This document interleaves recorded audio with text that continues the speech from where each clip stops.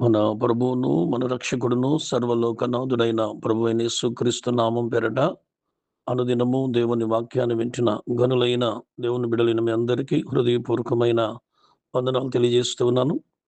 దేవుని బిడ్డలారా, ప్రతిదినము దేవుని వాక్యం చదవండి, ప్రార్థన చేయండి. ప్రభువు మీద ఆనుకొని ఆధారపడటం మనందరి యొక్క బాధ్యత, కర్తవ్యం. అప్పటి దేవుని కార్యాలు మనం పొందుకోగలం. మంచిది. ఈ దినము దేవుని వాక్యం చదువుకొని దేవుని మాటలు ధ్యానం చేద్దాం. యెషయా గ్రంథము మొదటి అధ్యాయము 19వ వచనాన్ని మనం చదువుకొని దేవుని మాటలు మనం ధ్యానం చేద్దాం. ఈరోజు ఈ 19వ అధ్యాయం 1వ అధ్యాయం 19వ వచనములో, మీరు భూమి యొక్క మంచి పదార్థములను అనుభవింతురు. ఈ యెషయా గ్రంథము మొదటి అధ్యాయం 19వ వచనములో, మీరు భూమి యొక్క మంచి పదార్థములను అనుభవింతురు అని సృష్టికర్త అయిన దేవుడు ఈ మాటను తెలియపరిచి ఉన్నాడు. ఆనాడు ఇశ్రాయేలు ప్రజలైనా, ఈనాడు భూమి మీద ఉన్న ప్రజలైనా, ప్రపంచములో ఉన్నటువంటి ప్రతి దేశములో ఉన్న మానవులందరితోనూ దేవుడు మాట్లాడుతున్నాడు. ఈ భూమి యొక్క మంచి పదార్థములను మనం అనుభవించాలి అంటే ఏం చేయాలి? ఈ వచనంలోనే ప్రభువు మాట్లాడుతూ ఉన్నాడు. మీరు సమ్మతించి నా మాట వినిన యెడల మీరు భూమి యొక్క మంచి పదార్థములను అనుభవింతురు. భూమిని, ఆకాశమును సృజించిన సృష్టికర్త అయిన దేవుడు, ఈ విశ్వమంతటిని కలుగు చేసిన దేవుడు, సూర్య చంద్ర నక్షత్రాలను పుట్టించినవాడు, నిన్ను నన్ను పుట్టించిన సృష్టికర్త అయిన దేవుడు అంటున్నాడు, మీరు సమ్మతించి నా మాట వినిన యెడల మీరు భూమి యొక్క మంచి పదార్థములను అనుభవింతురు అంటున్నాడు. దేవుని బిడ్డలారా, చాలా జాగ్రత్తగా గమనిద్దాం. ఆయన ఆ 2 కండిషన్లు పెట్టాడు. ఏంటంటే, మొదటిది మీరు సమ్మతించాలి. ఈరోజు మనము ఒక వివాహానికి వెళ్ళాలన్నా, ఒక పిక్నిక్‌కి వెళ్ళాలన్నా, మరొక స్థలానికి బంధువుల దగ్గరికి వెళ్ళాలన్నా, కుటుంబ సభ్యులైనటువంటి భార్య, భర్త, బిడ్డలు కలిసి వారు సమ్మతిస్తేనే కదా ఒక ప్రయాణం చేయగలుగుతాం. ఒక స్థలానికి వెళ్ళాలంటే స్నేహితులతో అయినా సమ్మతించాలి. ఈ భూమి మీద ఒక వ్యాపారం, నలుగురు కలిసి వ్యాపారం చేయాలంటే సమ్మతిస్తేనే ఆ పని చేయగలుగుతూ ఉంటాం. ఈ భూమి మీద చాలా విషయాల్లో మానవుడు ఈ సమ్మతించినప్పుడే ఐక్యత, సమ్మతించినప్పుడే అభివృద్ధి అక్కడే దాగి ఉంది కదా! అయితే ఒకసారి మనం ఆలోచిద్దాం. దేవుడు చెప్తూ ఉన్న మాట, మానవులంట దేవునితో మొదట సమ్మతించాలి. ఏ విషయంలో సమ్మతించాలి అంటే, 18వ వచనములో, ఈ యెషయా గ్రంథం మొదటి అధ్యాయం 18వ వచనంలో ఏమి రాయబడిందంటే, మానవునికి దేవునికి మధ్యలో దేవుని బిడ్డలారా ఒక వివాదం ఉందట. ఏంటి ఆ వివాదం అంటే, దేవుణ్ణి ఆరాధించకుండా, దేవుణ్ణి సేవించకుండా, దేవుణ్ణి దేవుడుగా గుర్తించకుండా మానవుడు ఈ సృష్టిలో ఉన్నటువంటి ఈ సృష్టి మీద, అనగా ఈ భూమి మీద మానవుడు తన మనసుని పెట్టి దేవునికి విరోధంగా మానవుడు జీవిస్తూ ఉన్నాడు. దేవునికి విరోధై మానవుడు పాపంలో పడిపోయాడు. అంటే మానవుని కంటికి ఏదైతే నచ్చిందో అది దేవుడుగా మానవుడు ఆలోచన చేసి, సృష్టికర్త అయిన దేవుణ్ణి ఏమాత్రమును కూడా సమ్మతించకుండా ఆ దేవునికి విరోధముగా మానవుడు జీవించడం దేవుడు కోరుతూ ఉన్నాడు.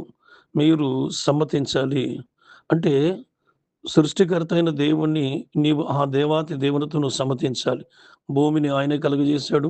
భూమి మీద ఉన్నటువంటి రాజులైన, ప్రధానులైన, అధికారాలైన సమస్తము ఆయన మూలముగానే కలిగినయి. కనుక ఆయన మూలం కలిగినటువంటి ఈ సృష్టిలో ఈ భూమి యొక్క మంచి పదార్థములు మీరు అనుభవిస్తారు అంటున్నాడు. అంటే పదార్థములంటే ఈ శరీరానికి తినేటువంటి ఆహార పదార్థాలు కాదు. ఈ భూమి మీద రాజులు, ప్రధానులు, యాజకులు, ఈ లోకములో మంచి జ్ఞానం సమస్తమును కూడా దేవుడు అనుగ్రహిస్తాడు.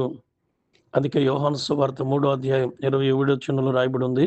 పరలోకములోంచి మీకు అనుగ్రహిస్తేనే తప్ప ఎవరు ఏమియు పొందనేరరు అని వాక్యం చెప్తుంది. అంటే దేవుడు సమ్మతించి, అంటే నువ్వు ఎప్పుడైతే నువ్వు ఆయనతో సమ్మతిస్తావో, ఏకీభవిస్తావో, అప్పుడు దేవుడు మాటను వినాలి. రెండవ మాట, దేవుని మాట వినాలి. మొదటిది దేవునితో సమ్మతించాలి. రెండవది దేవుని మాట వినాలి. ఒక మానవుడు దేవుని మాట వింటే ఇక లోకములో సాతాను మాట వినవు, దుష్టుని మాట వినవు, అపవాది మాట వినవు. ఒక మానవుడు దేవుని మాట వినటం ప్రారంభిస్తే ఇక దేవుణ్ణి అనుసరిస్తావు, దేవుని సేవిస్తావు, దేవుని కొరకే జీవిస్తావు. దేవుని బిడ్డలారా, బైబిల్ గ్రంథంలో మనం చూస్తూ ఉంటాం. నేను ఒక వ్యక్తిని నేను మీకు జ్ఞాపకం చేస్తాను. పరిశుద్ధ గ్రంథములో ఆదికాండములో మనం గమనించినప్పుడు యాకోబు గారికి 12 మంది కుమారులు పుట్టారు.